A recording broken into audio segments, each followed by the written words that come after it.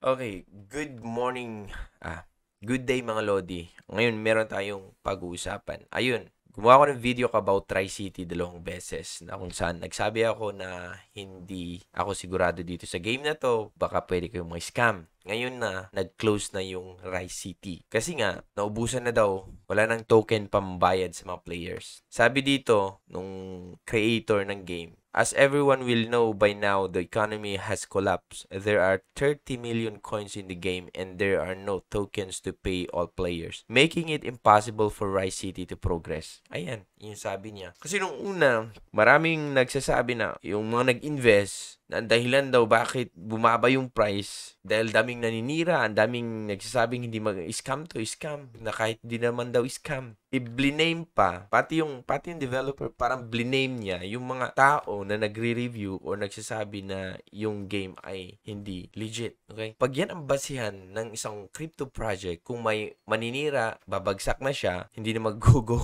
Kung yan dahilan, ang dami na sanang crypto project na hindi nagpatuloy ngayon. Kasi ang dali lang naman sumira kung totoo lang eh. Sa tingin mo ba walang sumisira sa Axie Infinity, sa Bitcoin nung una? Ethereum, Cardano, Solana. Sa tingin mo ba walang mga sumisira dyan nung una? Hanggang ngayon, i-compare natin kasi play to earn tong Rise City. Compare natin dito sa Axie Infinity. Meron pang attorney yan, ginawan pa ng channel eh. Puro Axie Infinity ang kanyang topic. Ayan, hanggang ngayon, buhay pa naman yung Axie Infinity ah. Kung totoong legit ang isang project, kahit ilang paninira pa yan, kahit anong gawin ng competitor mo siguro, nasiraan yung project mo, magpapatuloy pa rin yan. Babagsak man yung price, pero magpapatuloy yan kasi legit nga siya. Okay? Buhay pa naman lahat ng mga legit projects. Okay, ito ang tandaan nyo. Lahat ng mga crypto projects dumaan na sa paninira, dumaan na sa mga review, negative reviews, pero matirang matibay. Kung sino yung legit, yun lang ang matitira. Kaya wag nyong i-blame ang mga, yung ginagawa ng developer ng Rise City, biniblame niya lahat. Biniblame niya dun sa mga taong sumira daw sa game. So, ayan guys, tapos na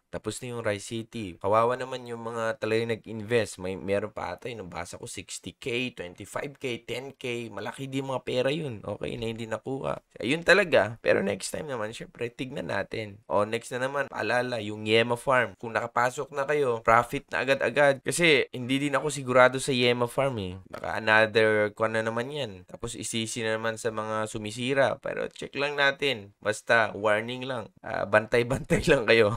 Okay? So, yan guys. Maraming salamat sa gusto ko lang clarify, okay? Hindi, itong content na ginagawa natin ay hindi para manira sa mga projects, kundi i-check natin kung saan pwedeng mag-invest ng legit o saan pwedeng na hindi talaga mawala ng pera, okay? So, yun lang guys. Maraming salamat sa panonood and see you on my next video. Bye! I